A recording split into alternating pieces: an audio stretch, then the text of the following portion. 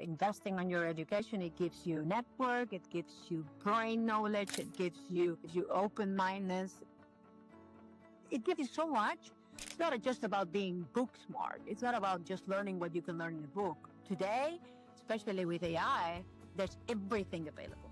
Everything is available. You can learn anything you want, and you don't even have to learn it because you have AI teaching you. But still, I would invest on going to having higher education because it gives you so much more. Especially also it gives you a network and it gives you an environment that supports business and personal.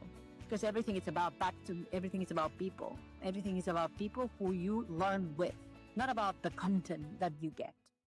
Welcome to Investing Insights, where we chat with experts from various industries to uncover investing lessons that empower everyday people like you.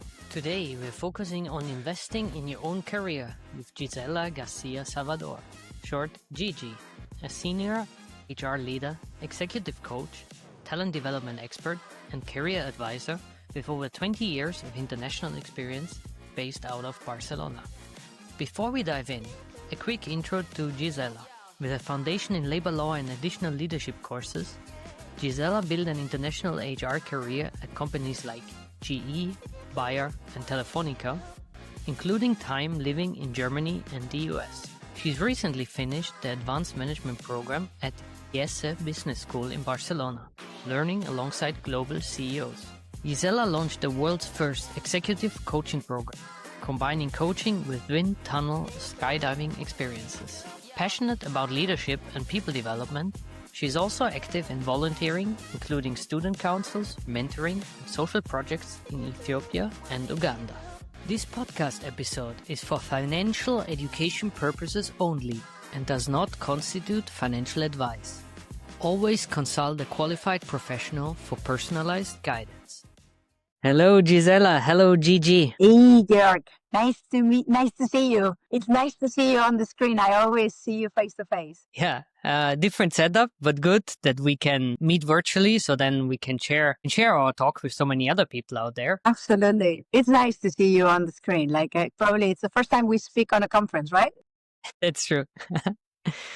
And yeah, but the good thing is today I want to touch about some topics that we maybe haven't touched that much about is your personal journey, especially in HR, and then thinking about our community as well, to learn from you. How can we invest in our career and say, how can I build a good professional life long term?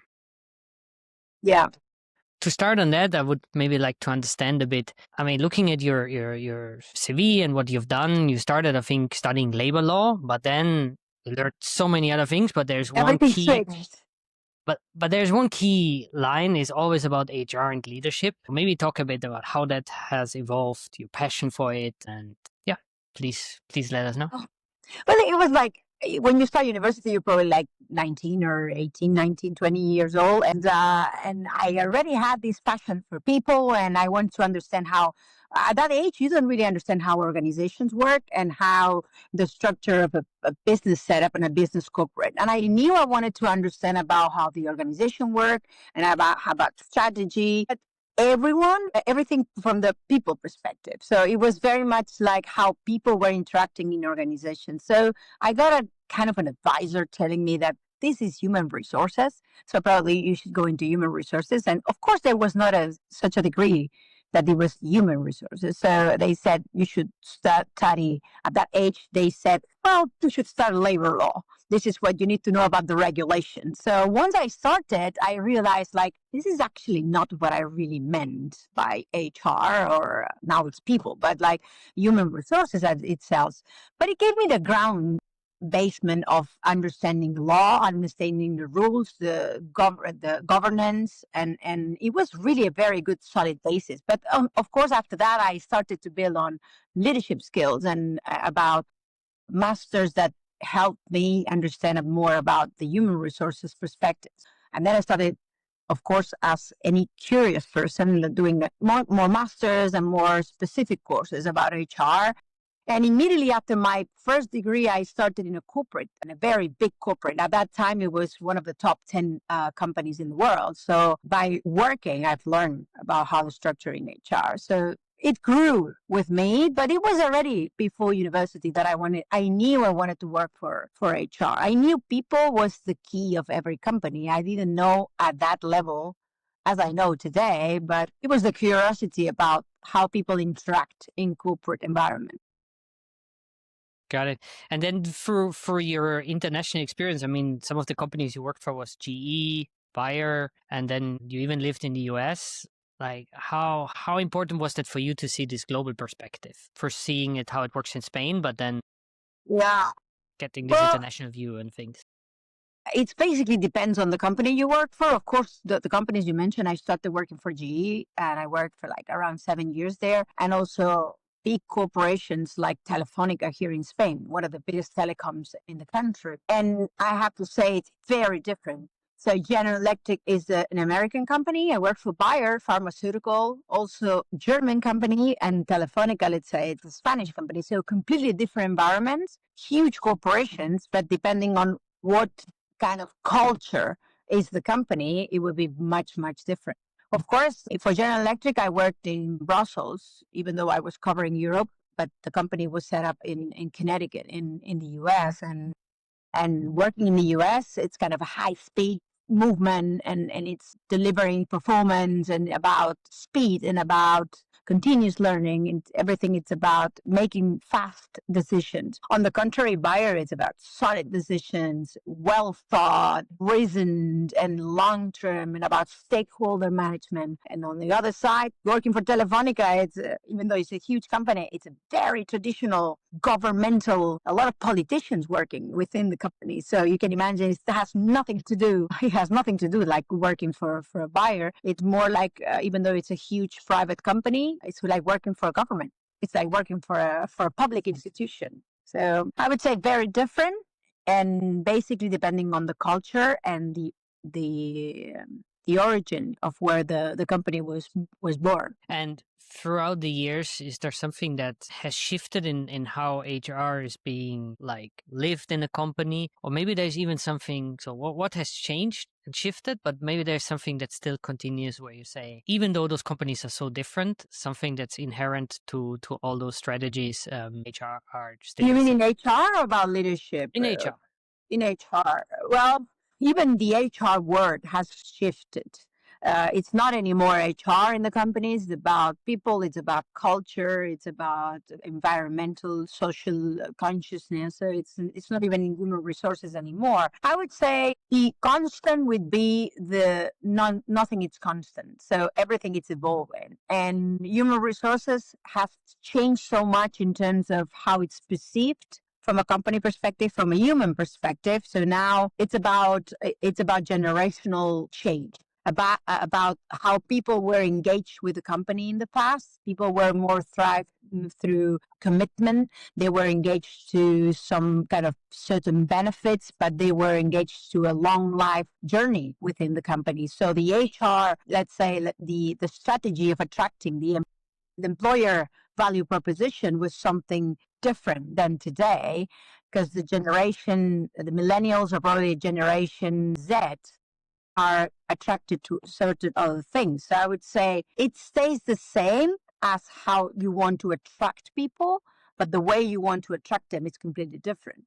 So I would say it's a generational difference. So you have to, as a leader, adapt really the generational knowledge, but also this intercultural knowledge, because also the teams get much more diverse. You have people from all over the world usually working together remotely, sometimes in the same office. I see also in your home, you have so many books on all those topics on HR and leadership. Do you see that? That's like the biggest challenges that like a leader has to understand so many different cultures, so many different people, and then, yeah, guide them through this journey. The books that probably you've seen, it's both about my own curiosity for learning about personal development. I also want to develop myself and grow as an individual, but I think it's a duty. It's kind of a responsibility. My job is to develop others. Have been always through coaching and development to make people grow and develop in their careers. So for me, and learn about what are the toolkits and what are the tools that I can provide my clients and my employees I have to know by heart. I have to really own it. And by learning and continuous learning, it's the way I can provide that information to employees and to others. And on the other question, or on the other side, probably I would say when I worked for General Electric at that time, we had 109 countries we were present. So it was huge, the company. And 20, 25 years ago, already it was a challenge because you've had my first boss was Indian, and the boss of my boss was Irish, and my colleagues. The only person from Catalonia, from Barcelona, was the assistant of the CEO. My colleagues were German, Italian, Belgian. So I've learned at that time that it's not about leaders; it's about culture. So depends on the culture you come from, depending on the culture you're leading, you will have to learn how people are motivated. Because different people or different employees are motivated by so many different things. And it's not about just the individual, it's about the culture they're coming from. And especially today, where at that time it was very difficult, like technology was not that advanced. So you had to do conferences with people from all over the world. You didn't see faces. So intercultural knowledge was even more important than today to lead people across the globe. And today it's easier. We see your faces. I can see your face nodding or saying yes or understanding the guidance that I can give you as a leader. But on the contrary, we've experienced situations where we were dealing with Asians in China where they were nodding and saying yes, yes, and we agreeing on something. And I have an example that we were having kind of a situation where we were launching a project and we had this team in China saying yes. And did you understand what we meant by launching this new portfolio? Yes. And they were nodding and saying yes. And after a month, we had a call and we said, why you didn't do anything? I mean, we were reviewing every country, like by Europe, Asia, and America and Africa. And that specific team didn't do anything. And we were like, this team is underperforming. What are they doing? I mean, we should take action. And then one of the leaders in Asia said, yeah, I mean, they said yes, but that didn't mean they would understand they had to start doing it. They said they understood what you told them. They understood what you meant. They understood the project. They never understood we should start doing it now. And it's a cultural thing that the way you instruct, the way you give the knowledge about how things should be done, it's different to a German person that will receive information much different than a Spanish or a Latin. The way time frames will work differently from someone in the north of Europe or in Peru or in Venezuela, right? So that helped me understand that the way you should teach or the way you should instruct and build leaders, it's very much about culture and understanding who are you have in front of you. So I would say I have so many examples about how the culture made the difference. It was not about being a good or a bad leader, but it was about what culture were you leading? What country were you having in your team? So that was kind of like, I think it's probably one of the biggest assets, know how to lead in an intercultural environment. Super interesting. Yeah, I have some experience myself working on global projects, and I'm sure. those things always came a bit easier to me, but sometimes you value it a bit later, seeing like having that curiosity. And you've mentioned it, like you're a lifelong learner yourself. You're always curious to learn about a new culture, about a new way of leading or implementing a new strategy or such at work. Just recently, you've completed another very special course at IES, Advanced Management Program, very well known here in Spain. Could you tell us a bit what you've learned there recently? What was this program about, and what you will apply from what you've learned there? Well, that's probably a very good question. Last one. Well, I mean, yeah, yes, it's not just well known in Spain. It's probably the number three business university. It's ranked number three in the world, so it's quite a very well renowned university. As you said, like for me, the best investment you can do is invest in your career. And even though some people would say, "Oh, well, you did already an MBA."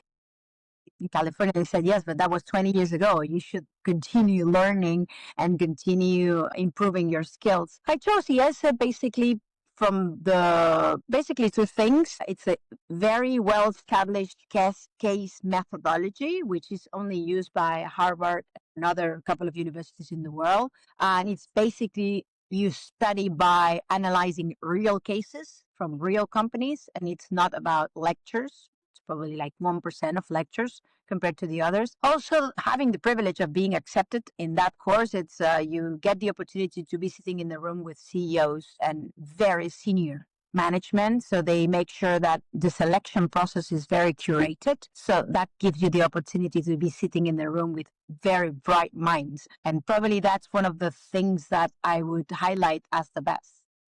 Who I was sitting in the class with was absolutely stunning. I've learned more, I wouldn't say more, but at the same at the same level from my peers than from my professors.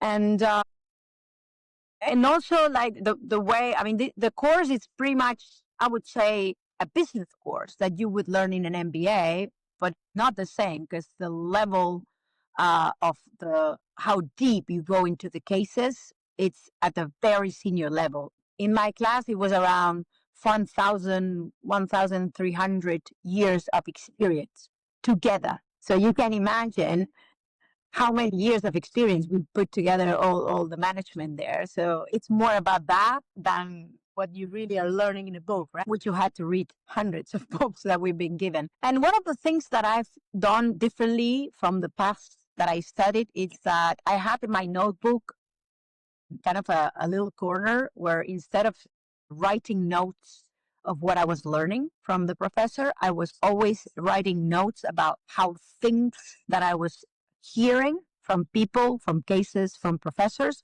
were going to be applicable. How am I going to apply what I've learned today in class to my real work? Because anything that I take notes from a class, from a conference, you forget. You just put it in a box, in a folder, and you forget. But by making notes of what I would do differently this week, next week, this month, that was really a very high impact on me. And I give you examples that we had a professor that I adored about leadership, and he was giving us experiences about how he analyzed the competition and how he was he was the CEO of PepsiCo and Panrico, and like he was like a very senior CEO before going into a professional life, and he was giving us ideas about how he analyzed the competence and the competition, and by that we always fear competition. I took the note of, okay, this week I will analyze how all my competitors are doing this on that specific topic. So anything that I was just implementing it on my real day to day, it stuck.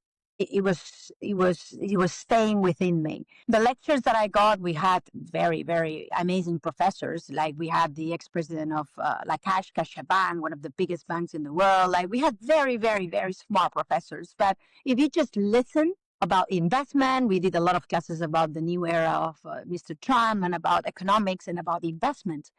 But if I didn't take anything from the class and I was doing it on a weekly basis, then I forgot. So probably also the humanistic part of the university. It's a very religious university, but it has always puts human and people in the center.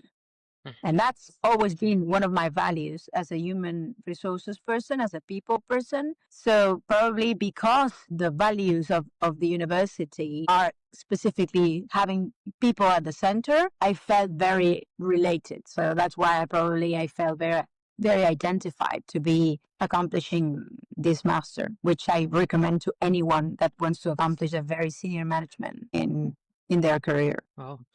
I mean, you mentioned that way of how to learn properly. I think is a great example of getting all those insights, but then applying them by taking their notes, taking action week by week or day by day.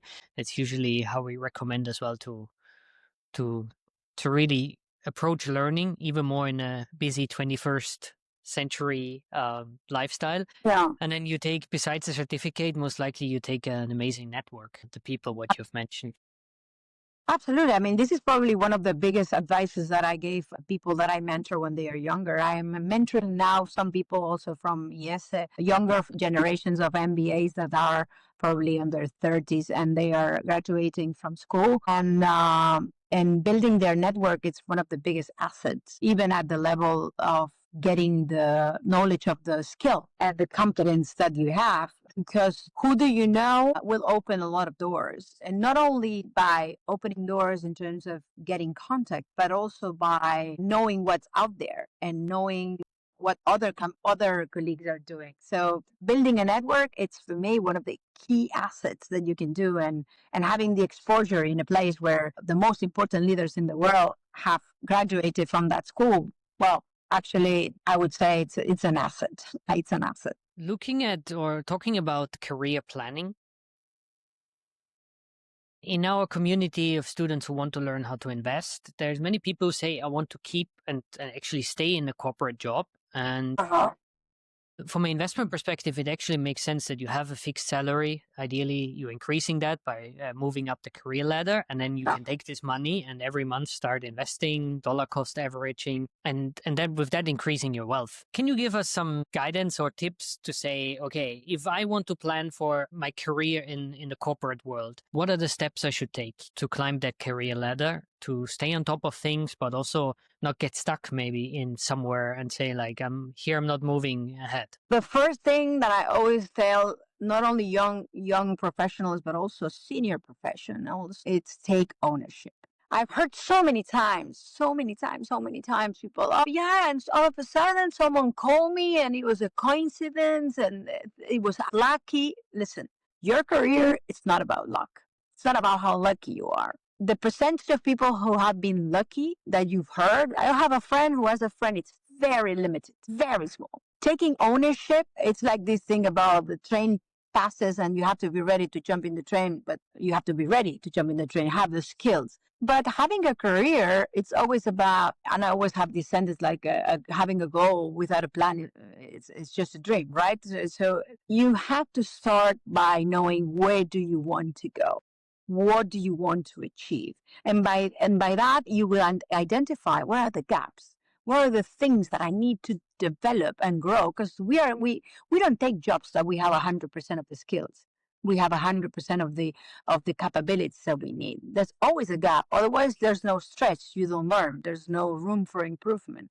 But if you know at least where your long-term view is about where you want to get, then you have to start learning, okay, moving backwards, what are the steps that I need to take to develop the skills that I need to become that CEO? Let's put the highest on the corporate, the CEO of a company. But by that, you will have to develop certain skills that you will not have all of them in the job that you're doing today. But maybe by doing different type of jobs, you will develop the skills that you need for that future. So that's what I'm saying, taking ownership, but also continuous learning. Like it's not about, oh, I've learned that, I'm very good at that, and especially today in an AI era, like flexibility and continuous learning are your key, the biggest assets, the biggest things you can learn. Being flexible, being agile, because this is something that you will use in longer term in your career, especially when you are building your capabilities. Something that you learn when you're younger, you're in your 20s, but you have to continue learning on something that will be accumulative. And it's like investment, right? So you have to have a strategy. You have to think about what's the strategy? What's the risk? What's the risk about maybe moving to another country? Because the job that I have to take, it will imply moving me and my family to another country, maybe learning a new language. Maybe it will be about leaving a huge corporation, like in my case, and going to a different country and a different sector. So know about the risks, calculate the risks, but also have a long-term vision. Investment without a long-term vision is the same as having a career and thinking about the short term. A career is not about my next job. It's about where do I want to get and what are the steps that I want to make and what are the capabilities and the competencies that I will learn in every step that I will make to achieve that long-term goal. And this is the way I build the careers of the people who want to grow it could be a corporate ladder, but a movement in your career doesn't need to be always up. It could be down, it could be lateral, it could be country wise. So you could move into a job that is a little bit less than what you've been doing, but then you're having a completely different region. So you're learning about different cultures, or you have to improve your skills about leading in a language that is not yours. You never led in German, and now you have to be leading people in German or in English or any language that you're not probably, but it's not your own. It will be challenging. So I would say like continuous learning and about taking ownership and having or treating your career as an investment with these 3 or 4 steps. Wow, amazing. That's actually the 4 steps we also teach is first of all, define a goal, then develop a strategy, how to reach that goal, then learn the skills. You will have to learn constantly new skills, and then continuous learning, like repeat that cycle and always adapt and upgrade your skills. Amazing to hear that you see it in that way as well for career planning. It is the same. It is exactly the same. I mean, of course, it's a different thing about investment, but what's the biggest investment that you can do in your life? Probably you would say, from your perspective, is about investing in financial markets. But for me, it's in your career, because that's the best long-term return of investment that you can ever get about yourself. That's something that it will be accumulative throughout your life. Yeah, no, I agree. It's mainly about investing in yourself, your career, your personality, because that will define all the rest. It doesn't help you to follow, I don't know, some famous investor and follow their finance strategy if you don't have your emotions in place, if you don't know really what you're doing, if you don't know where you want to go in your life. And of course, work is the key part of it. Most of our time we spend at work, so we should really decide what we want to work on, what type of skills we want to hone. So that's really good. Especially if you want financial freedom, like you will have to make the right decisions. Otherwise, you wouldn't have the money then to invest. You just have the money to pay the bills, and that's it. Yeah. And you have a big part of yours also, besides your passion for travel, there's also about giving and sharing. And I know you've worked on volunteering projects and philanthropy in Ethiopia and Uganda. I would like to understand a bit more what you've done there. We want to also to inspire people as well to think about, maybe I can, besides investing in myself, maybe I can also give something back to society, to certain people, to do something good and invest my time or maybe even money in projects that create a better world or help others to succeed. Curious to hear what you have to I say. started volunteering. Volunteering means like in Africa, because I was probably volunteering when I was younger, painting a school in my neighborhood for underdeveloped neighborhoods. But like, especially in the ones that you mentioned in Uganda and in Ethiopia, it was probably like around 2002, 10 or 11 approximately. Like it was probably around 15 years ago. It's really, you could not imagine that how rewarding it's to help others. I think it's more rewarding than even receiving. When you are volunteering and supporting others, the adrenaline or like the oxytocin that you are developing, it's by far higher than when you are receiving. And volunteering gives you perspective and gives you and teaches you a lot of humility. By starting, I would suggest I start small, not try to like a Hollywood star and build a school or like doing some huge project, like doing little things. For me, both organizing fundraising for sending technology and buying tables and chairs for school in Tanzania in particular, and also collaborating with a school in Uganda where they are like building it's not a school, but they are building like it's like a nave, like a little adjacent building where they are keeping. It's a very high school in the mountain. Therefore, when it's raining a lot and when it's very bad weather, which is very often, the roads get stuck because of the mud. The roads are very underdeveloped, so the kids sometimes they have to walk long distances and they stop going to school. because of that. So the mothers and the fathers, they stopped sending kids to school because the roads are in bad conditions. So by having those little rooms with so many beds in the school, it allows the kid to stay when the weather is not that good. So you are able to feed the kids, take care of the kids, so the kids can stay and they can still go to school and not skip school for a month because it's a raining season, or 2 months. So doing the fundraising, it was good because it was about building parties or making people skip one drink or one coffee or one little thing this weekend and give them money to support.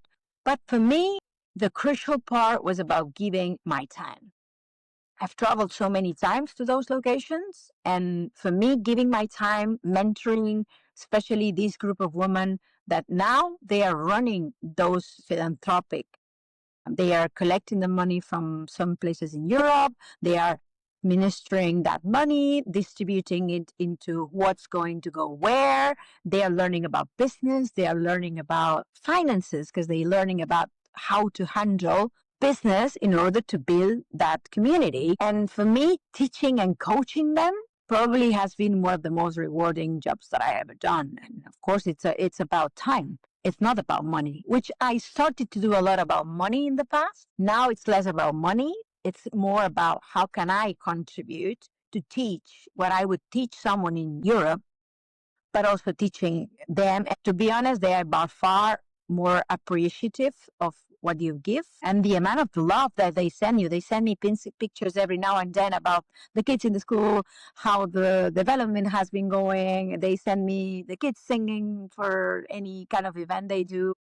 And they send me a lot of thank you notes about how happy they are that you're supporting. So for me, this is kind of like this heart feeling that you are fulfilling your heart with love, right? So I would say it's about starting small and then little by little things get bigger, but not because you cannot build like a building and invest a lot of money. It doesn't mean you cannot contribute in little, little by little. It's a lot. Wow, that's amazing that you have built something where you can really see the Yeah, I'm getting results now. messages all the time from, especially with a couple of guys that I have the contact, that they are telling me all the time, "When are you coming? When are you coming? When are you coming? When are you coming?" Like I'm really having this kind of hard feeling that it's been a long time that I'm not going back, but I'm still in contact every month, every 2 months max. So I know how things are developing and how things are going. So I'm still very on top of things, but I'm sitting here in a developed country that everything is very different. Yeah, well, if you have any tips for people who say, "Yeah, maybe I also don't have the time, but I would like to invest or give some of my money to it." If you have any project that you can recommend, feel free to share. Well, I would probably share, and you can like maybe Mm. link it. Like the two that I'm involved right now. One, they are still doing some fundraising for that school in Uganda that I'm telling you.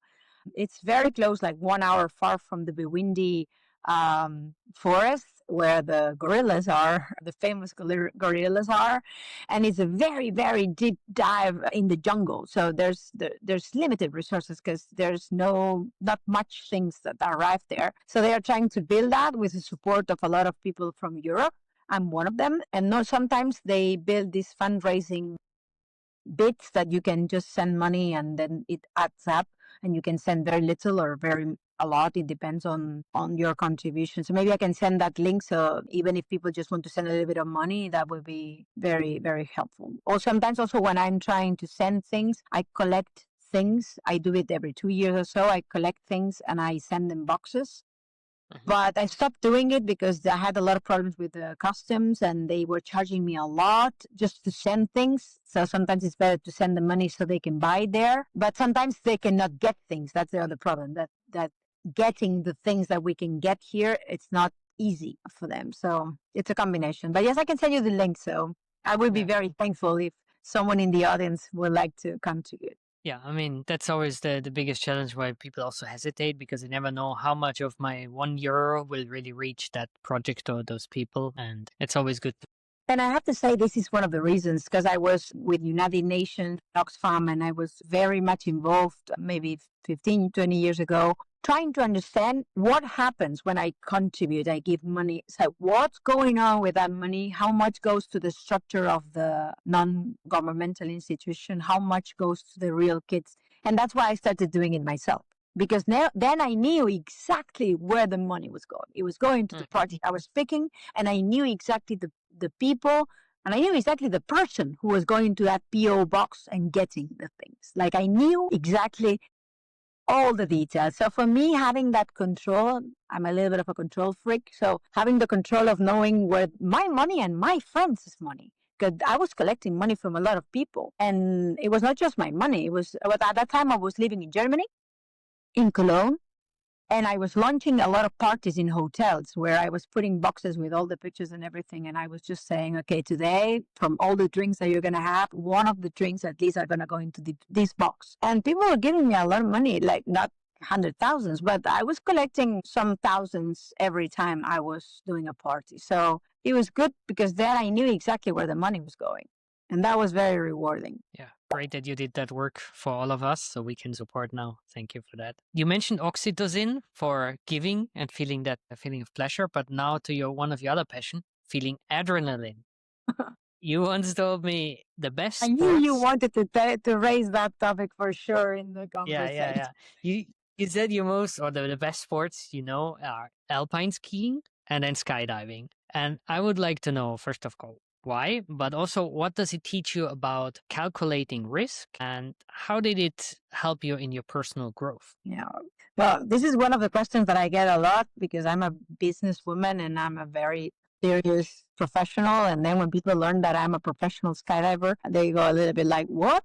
Are you crazy? But listen, it has so many similarities to business more than you think. Because risk is about knowledge. Risk in business, when you're making a decision for your own business or for the company or for the team you're leading, but also when you're investing in finance and when you're putting your money. And it's about analyzing calculated risks. It's about knowledge. When you are, and you're mentioning as well ski, because skiing is one of my favorite sports. Probably is a sport that I've been practicing since I was I'm a little kid. And recently I started when I was older. I'm doing skydiving, but skydiving, it's very, very secure sport. And the reason it's a very secure sport, it's because it's about calculated risk. It's about knowing exactly what you're doing. It's about making decisions based on certain inputs and certain knowledge. So you have to know what you have to know. Go into the sky and just jump out of a plane without knowing what to do or what are the skills. But it helps you a lot about making quick decisions because when you have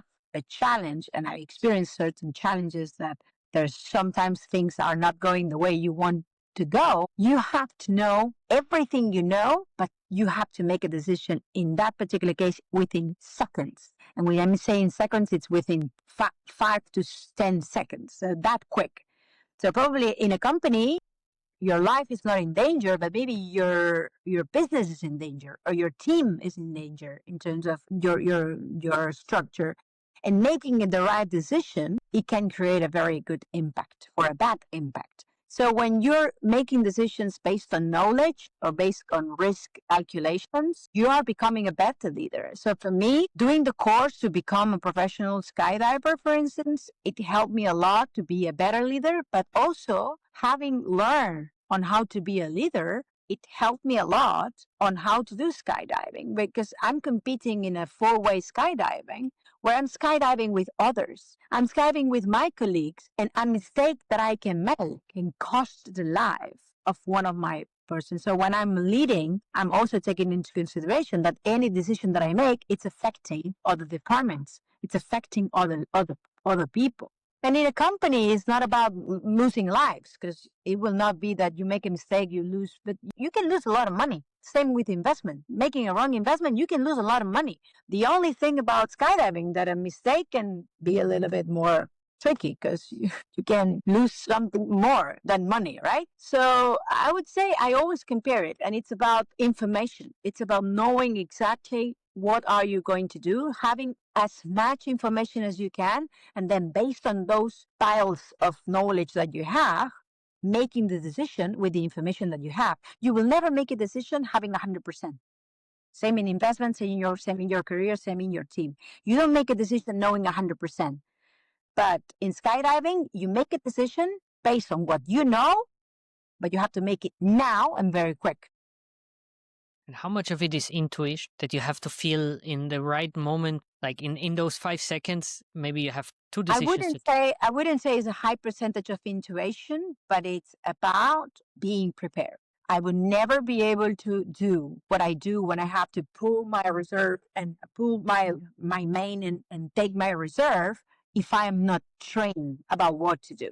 It doesn't matter how much intuition you have. You can have the highest intuition in the world today, but if you now have an emergency jumping out of a plane, how can you, using your intuition, know what to do if you haven't been trained, if no one has told you and you never learned or read or saw a video? I'm not saying you have to read a book or go through a course. There's so many ways of learning. But maybe if you watch one day a video on YouTube about how to do it, maybe you can use your intuition, but your intuition is based on knowledge. It's based on something. So I wouldn't say you cannot use intuition standing alone. Intuition will come from everything that you have been developing throughout your life. In that particular case, of course, through the trainings that you've got. We've been trained a lot. Basically, all your professional skydiving, it's based on emergencies. You learn about every single emergency in the world that can happen. And the only thing that they want to do is to make sure that you learn what to do in case of an emergency. Same way they teach pilots or they teach captains of boats. They just been trained on how to handle emergencies. So the same for us in the sky. The only thing is that mistake in the sky, well, it's dangerous. Absolutely, but I think that makes it even more interesting in like, okay, learning about what can happen, and then you have to train, right? You have to go somewhere and you have to practice. But And it's same within the company. Same within a company. I always use that as an example when I'm coaching teams to make them from a good to high performing teams. And the difference is about all these details, and it's about caring for your team, caring for the individuals. When we go up in the sky, we are a unit. We check each other. You're caring. If you see someone that is having something weird in the equipment, you go and fix it. Like you care for anyone, no matter what. Like imagine how big the fraternity is among us that you cannot know someone, you can maybe see this person for the first time, but if you see something is wrong, you will go fix it for them and they will do it for you because you care for each other. So imagine if you translate that into finance or into business. If you would do that altruistically, caring for the other person in front of you, how different things would be. If you start looking at yourself and you start looking more at the others. if you are enjoying this conversation, pause now and access our website learn.investing.org and access our free online course, Investing Essentials, where you will learn the basics of investing, and best of all, you will get access to a free AI mentor that will guide you throughout the whole course and will be your personal investment advisor. You've once brought me to the wind tunnel here in Barcelona, where you can feel that experience of flying and practicing and training skydiving. And you have created actually the first executive coaching program combined with a wind tunnel experience, and it's the first so in the world. Sure. What will leaders learn beyond what you just mentioned when they go with you on that experience, and what can they take into their teams afterwards? How did you find it? Did you like it? I loved it. I knew it's something I was always curious about. I once jumped out of the plane. So going in the wind tunnel is really like, it's amazing because it's much more accessible, and I understand why you would like to do more of it. Yeah, right. So it's quite addictive as well, right? Because it's so much fun, and it's not the risk. There's no risk, but like there's not the rush or the adrenaline that you can have through jumping from a plane. But it's a simulator, and actually is where professionals train, and is where we all train Imagine like when you jump out of a plane, you have 1 minute from the minute you jump out of the plane until the moment that your instructor, or in case ourselves, we pull the trigger and the pilot opens the parachute. There's between 50 and 60 seconds. It depends on how high you will jump. Yeah, you will have 40, 50, 67. So maximum it's 1 minute. So in the tunnel, you can train minutes and minutes and minutes. So it's so many times that you are jumping and then you are under the canopy. But then I realized that even if that's a sport, very very reduced sport, because it's not a very, apart from being expensive, it's also a sport that it's not a lot of people are practicing it. But then I realized that by having those skills, the skills about risk aversion, about trusting the other, about trusting the equipment, about jumping into a place and just flying. There's so many capabilities and skills about building confidence, building high performing teams that you could translate into the classroom. Because I know 100% of the people who have tried, including you, loved it. I haven't seen anyone jumping into the tunnel and saying, well, what a boring experience. What a crappy thing. I don't want to do it again. Never. I never heard that. Never. So I thought, of course, you have to have certain minimal conditions. You don't have to be super fit, but you have to have no surgeries or not be pregnant. Like there's certain circumstances that you have to fulfill. But if that percentage of people that are capable to jump into the tunnel are combining it with business development and with these coaching skills to move from being an individual to work in a team and have high performing teams, what's the better way of doing with one of the most fun and amazing sports? So that's why I decided to combine it with both. And so far has been amazing. Like people are loving it because you can combine a coaching session with a couple of hours of development and you can work on any skill. It could be about developing high performing teams, about trust, about team confidence, about team building because it's a new team being created.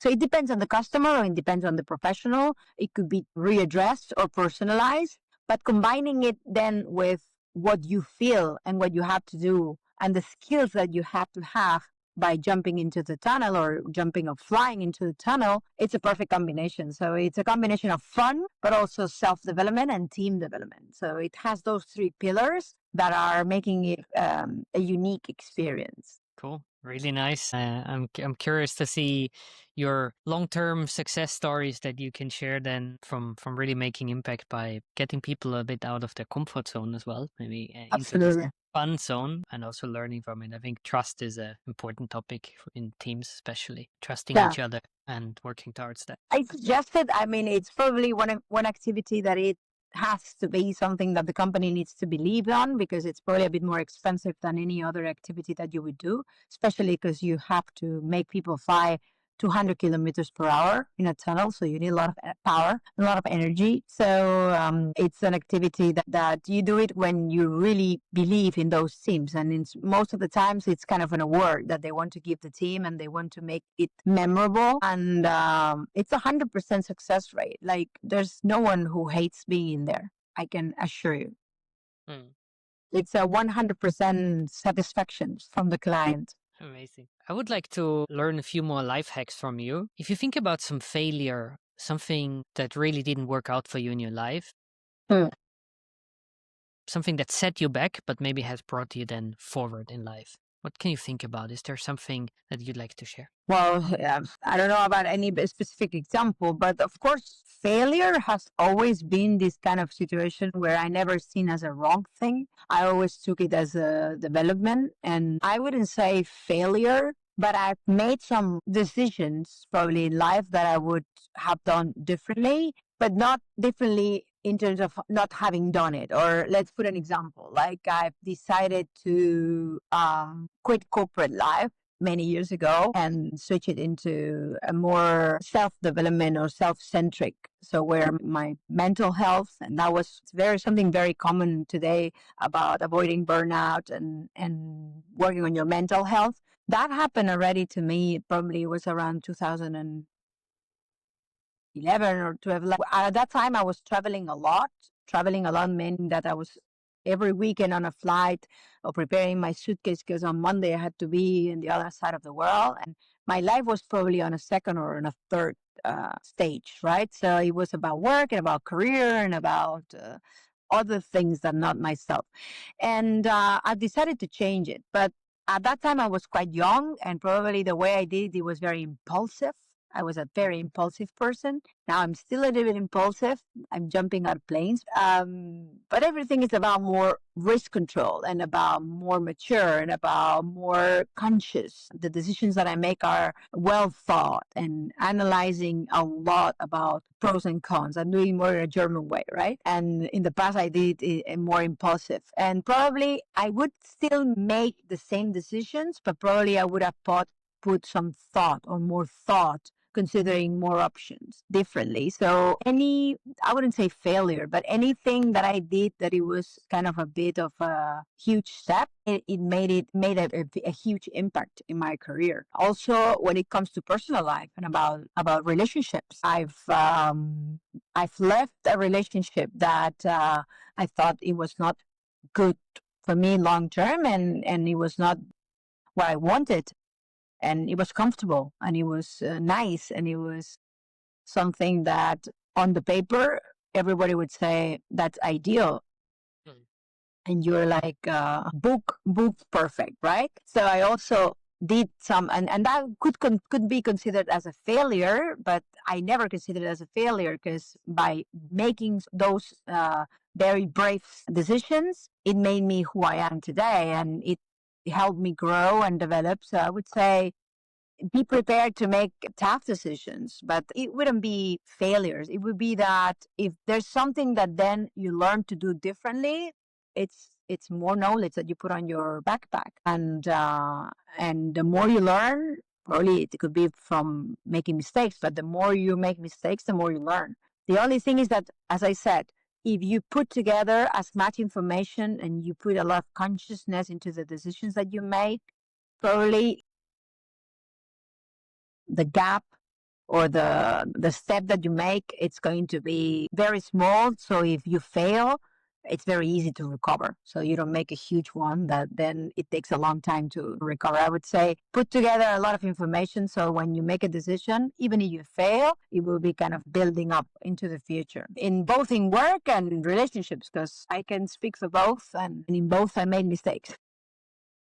Amazing insights. In the investing world, we usually say, like, before taking a bigger investment decision, like, sleep over it. Don't act emotionally impulsively. Take a bit of time. Of course, do your homework, do your analysis and such, but take a bit out of that impulsivity, and then, yeah, avoid those big mistakes.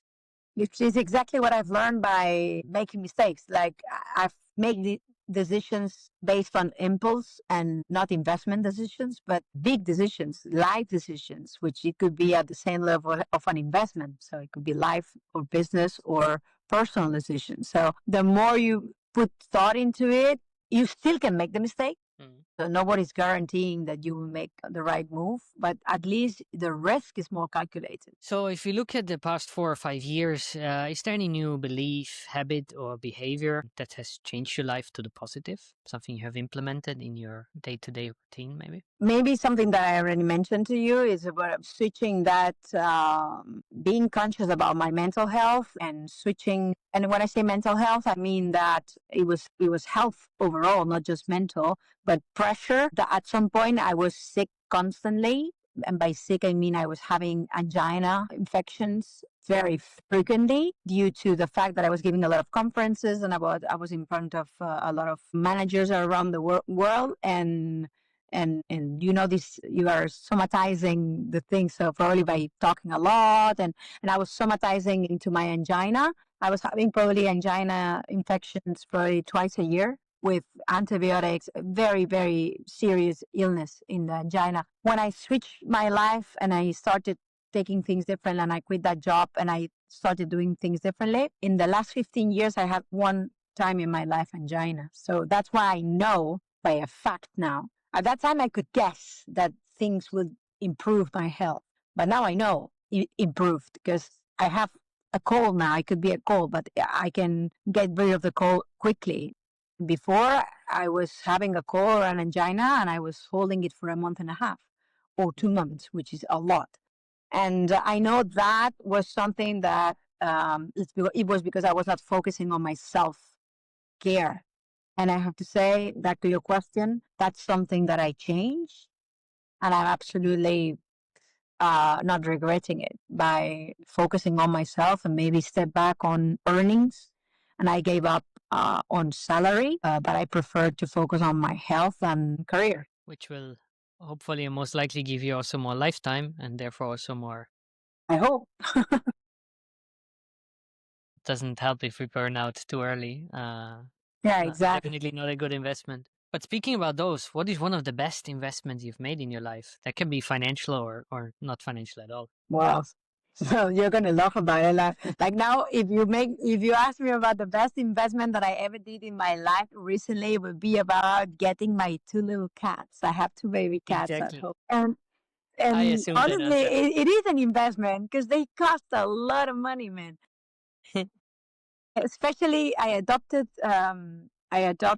cats, and that they were in risk of danger a few months ago, and well, you know a bit of a story, but for the audience that they don't know, and they were extremely sick, and I had to really invest a lot of hours and a lot of money to save them. So probably I managed to save three of them. One of them, unfortunately, died out of this huge virus that they got. But I mean, it was a huge investment, and now I kept one of the cats, and then I have another one that is her sister. So they eat like lot lot of euros, like around 300 euros a month in food. Like they are a huge investment every month. And plus, if you have all the hospitals and all the insurances that I have to pay throughout this month, so probably they are the most expensive investment in the last 3 months, let's say. But I'm always saying this is not an expense. Huh? This is an investment because they are giving me so much back in return that I'm gaining already by having them. But probably also an investment, back to what we were saying before. I invest a lot in my career. I spend hundreds of thousands of dollars in my universities. I studied in IND, in Lausanne, in Switzerland, in NYU, in New York. I went to university in California, UCLA. I did my now recent AMC in IESE. Those are very expensive universities, very expensive, and that's an investment. And it's an investment. I could have bought a very expensive apartment with the money that I spent on education, and I would do it again.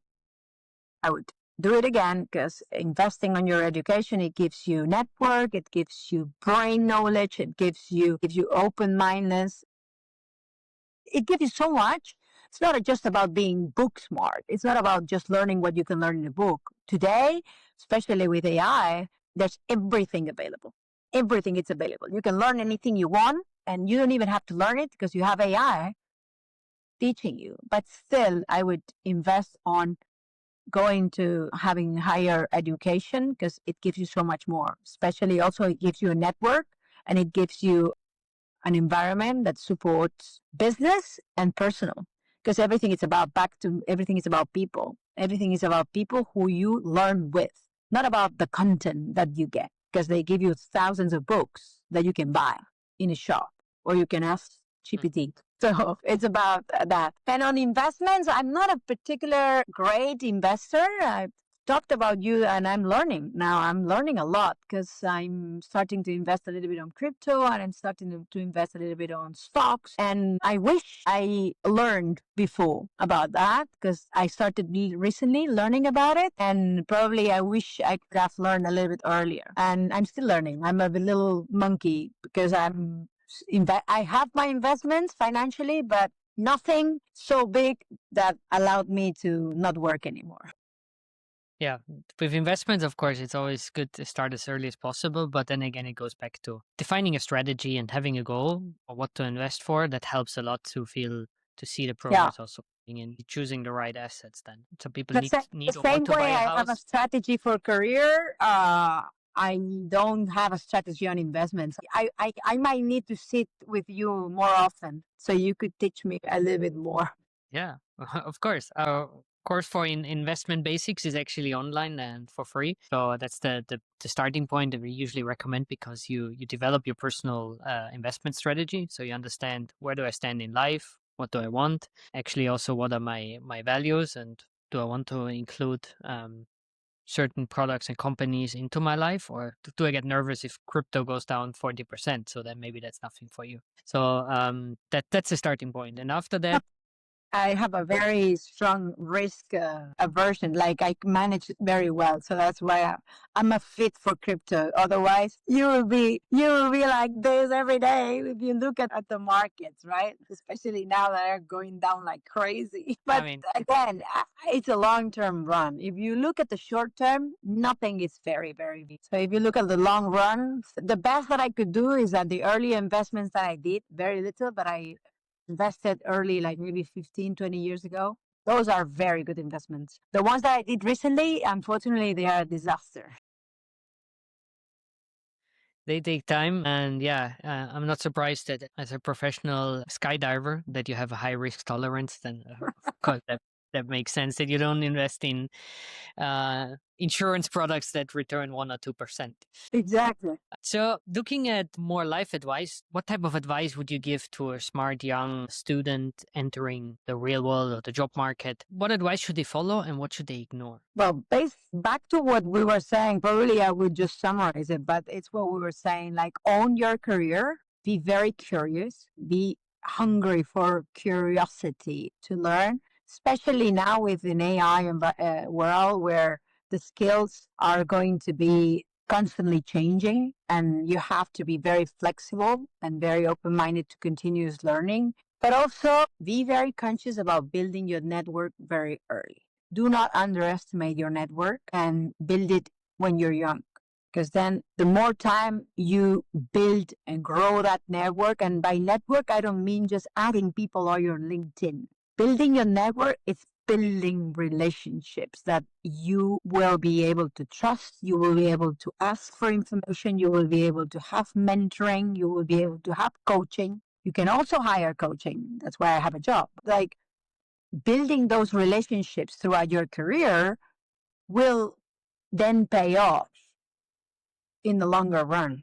And by having a network, I don't mean having a lot of, in the past was having a lot of Facebook friends, right? Or having a lot of Instagram friends or having a LinkedIn connection. So building a network early in your career, being very curious and hungry for information, and have continuous learning as your main competence, because the competences will change constantly. The skills that you might need will be different now than in 20 years, but there will be a common denominator, and that will be if you are continuously learning. And what advice should this person ignore? Ignore. It's a difficult one, but do not trust anyone that tells you this is very difficult or you're not going to be able to make it. Whoever thinks this is very difficult or you're not going to be able to make it, it's because they are judging you based on their skill set or their competences, not in yours. So someone who thinks that's impossible, they are thinking it's impossible for me, for my area of expertise, but they are not sitting in your shoes. They are not sitting in your brain. They are not sitting on your guts. So in the amount of energy that you're going to put into it. So do not accept someone telling you that this is going to be very challenging, especially if you want to become an entrepreneur and you want to start your own business. And do not surround yourself by negative people or negative environments, because that will drain you. These kind of things that you are the average of the 5 people that you talk. That's kind of a saying, but it's true. Like, do not surround yourself by negative environments that will drain your energy, and they will not be pushing you to give the best. Thank you. Finally, who should I invite next to this podcast? Oh, that's. Listen, this is a super difficult because you want to invite. I don't know whether you want to invite experts on investment, but listen, when I thought about investment and about recently um, having having done my ES advanced course, normally I am sitting with one guy. He's a very senior executive in Google, and he's doing a lot of diversity and inclusion and a lot of culture for Google. And I would say Thomas Fleer. This guy was in California and now he's sitting in Barcelona, but he's a very senior executive. And even though we talk about our professional life, sometimes when we sit together, we always talk about investment because this is a guy who I know that have a more structured way of investment. He has his full portfolio. He does his graphics about understanding what is he investing and why, and he's reading. And so he's probably one of the guys that is giving me a lot of insights about how he's investment, and I'm learning a lot also from him. So our conversations on a private level goes around sometimes about investment. So he's a good guy to give tips because he's put in place from all the money that he's been raising from Google. He's been doing a lot of investments. So probably I would say Tomas, or even if I have to say from a women perspective, because today financial independence has been something that women have not reached at all, and it was something that it was more. And you can tell me what's the percentage of male or female that are investment, and probably it's going to be much higher on male than female. But I also have a very good friend of mine, Elizabeth Ellie. She's the CEO of a cybersecurity company, and also having women at the leadership of technology and investment companies when they have to raise money and they have to have that money to invest in their own companies. It's also that can be an interesting perspective that the audience can listen. So Eli Bernal, so she's a super senior executive. She's the CEO, recently appointed CEO of the company, and also could be an interesting, fun conversation. But I could think about probably other professors from school, but those are very academics, and so they are like excellent guys, but they will teach you from the academic perspective, and probably it's interesting to get real life experiences for your podcast. So, and by the way, congratulations on your initiative to start training and helping people to learn and to have conscious decisions about investment, because this is something that I experience a lot of friends of mine, especially women, that they would love to invest, but they don't know where to start. And they are very scared about where, how, these are the saving of my life. What if I put it in the wrong place? What if I don't know what to do? And sometimes they end up having this amount of money sitting in the bank and not even investment in something that will give them 1% or 2%. They are even losing the money of the cost of life year by year just by keeping the money, deciding what to do because they are not safe or they don't want to how to do safe investments, and no one have teach them on how to do it. So your initiative is an excellent situation for those people that are starting and not started. Also for me that I'm already an investment or an investor, but has no clue of what is doing. Yeah, the challenge nowadays is there's so much information out there. We actually condense that information and we put it in a structured way that you have a learning platform, you have the right videos, and then comes the part that you mentioned before is like applying this knowledge to develop into skills. Because Yeah, I can show you 50 videos of how to skydive. You will have to get there and do it yourself, to experience it, to learn from what to do, what not to do. And that's in investment, it's the same. So that's why besides the video platform, have also like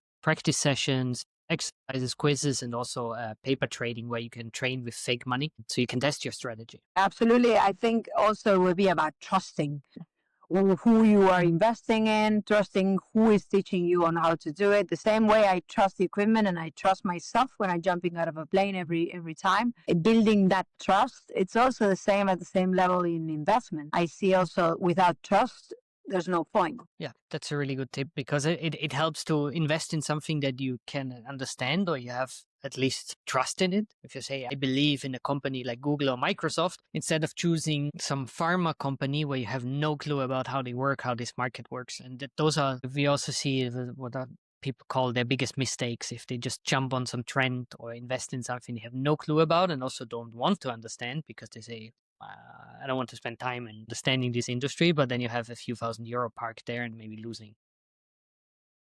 Yeah.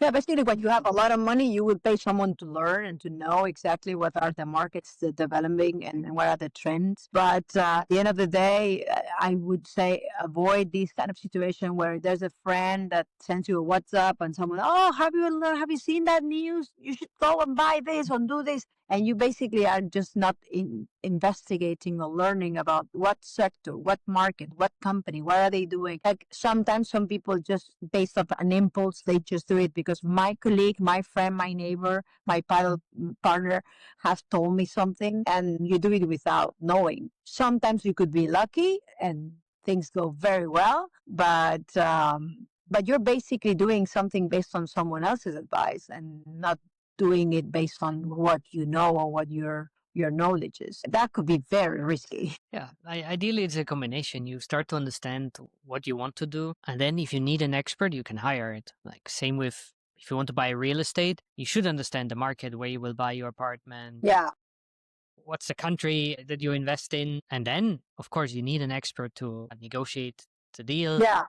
Really find the right asset, maybe the right apartment in the right zone. So that's the same approach in the financial world. Before we hiring someone, understand at least the base, and then you can evaluate that person's service as well. Making yourself rich very quickly is not an option. That is normally when people want that. Yeah, what to invest that I can make a million very quick. It's like, yeah, listen, the options that you won the lottery are very little, very little. Exactly. Well, thank you so much, Gisela, Gigi. That was super inspiring for me and definitely as well for our audience. So thank you so much for your time, for your expertise, for your insights. And I will see you soon. And yeah, thanks again. Thank you for inviting me. It was great to speak to you on a different topic or a different level. So very, very fun. And it was a great time. So see you very soon and looking forward to see your next interviews. Thank you, Gisela. Bye-bye. If you enjoyed this episode and would like to learn how to invest, check out our website, learn.investling.org. We have a free course called Investing Essentials, where you will learn all the basics about investing. And best of all, you will get access to a free AI mentor who guides you throughout the whole course and will help you to take your first investments.